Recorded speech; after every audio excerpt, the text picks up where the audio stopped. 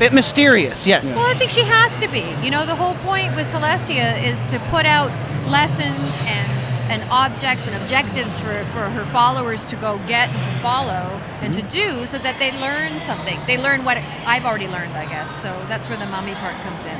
Okay, well, wonderful. And how do you think Celestia compares to the character of Cheerilee, who sort of is in the same kind of position as far as portraying knowledge to her students?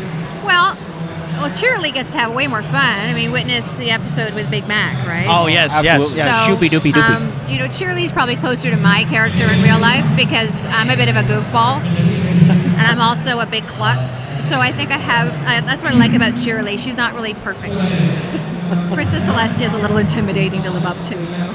Well, actually, we were wanting to ask about we were talking on the voice actress panel. Yeah. They were saying that Bronies consider Celestia to be the mother of the Bronies, and you are the mother of the Bronies.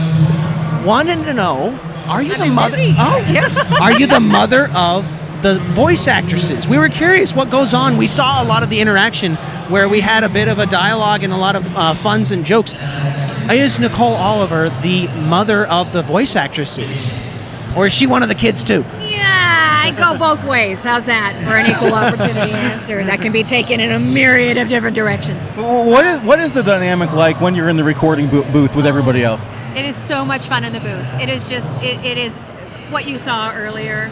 Although I will say sometimes I get to be a bit of a taskmaster because I'm a mother myself in real life, and I'm trying to juggle work and family and everything else and an on-camera career and all this craziness at once. So sometimes I'm like, enough shenanigans, let's go, I gotta be somewhere. Shenanigans, have shenanigans. But for the most part, wow, that was loud. We're doing this while simultaneously. For the most part, I guess I could be a little bit of the mommy of the group, but I also get in there and get my heels dirty too. So. Well, that's wonderful. That's wonderful. We're always intrigued by what goes on with the voice actresses. I think that a lot of people are excited and interested because that's where a lot of the characters are fleshed out and made, and there's a lot of personality. Do you ever impart any of Celestia's or Cheerilee's personality by what goes on in the studio? I don't know, sometimes. I mean, when we get into the room, we've been doing these characters for a couple of years now, so kind of where you stop and where they begin is a very blurry line.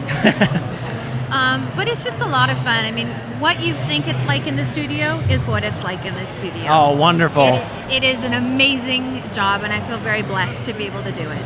I'm sure you've been asked this many, many times, but will we ever get to see any of those outtakes or any of the behind-the-scenes stuff that you guys talk about endlessly but never show? Oh, I know you should ask the creators to put together a blooper reel. And, I mean, I have a bit of a trucker mouth, so I do swear up a blue streak sometimes, which isn't necessarily the best example to put forth to my followers, but sometimes you've got these big passages to read and it's like your tongue gets tied and your mouth feels like it's stuffed with cotton, and it's just... Well, Celestia has a lot of responsibility. There's a lot of pressure on her shoulders. I can see her slipping out, something vulgar once in a while, when it gets to her. Responsibility. Yeah, well, that's kind of my motto in life too. I may drop the odd F-bomb now and again, but I don't think Princess Celestia ever would.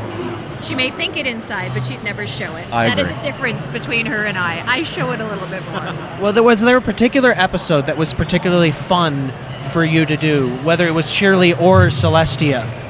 That you have seen. Oh no! Oh no!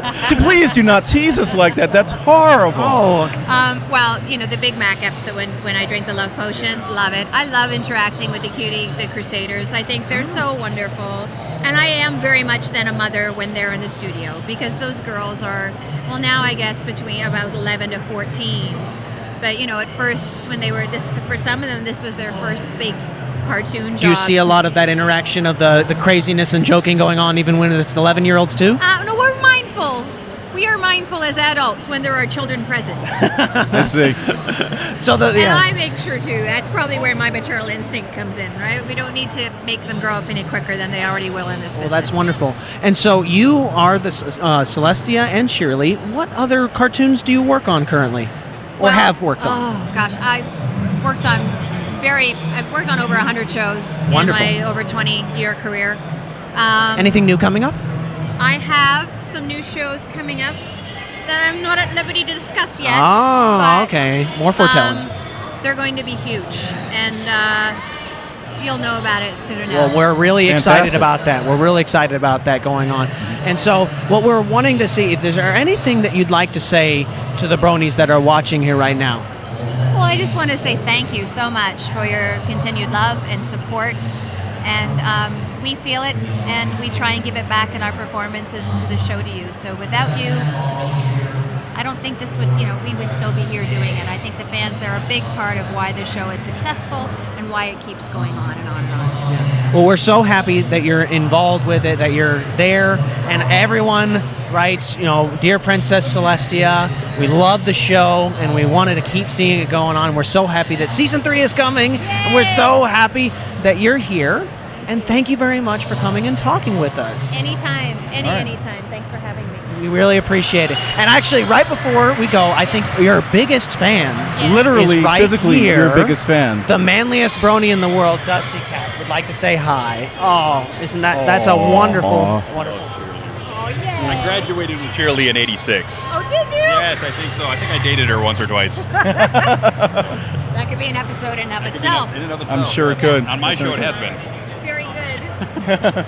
Well, Nice to meet you too. Thank you very much. thank you. I think we're getting ready that Miss Lauren Faust is coming on. Coming up. Absolutely. So you enjoy that. I'm going to go sign some autographs. Well, thank you very Sounds much. good. It was wonderful meeting you. Nice meeting Very you nice too. meeting you. Thank you so much. And I love the stash. Love it. Have a great day.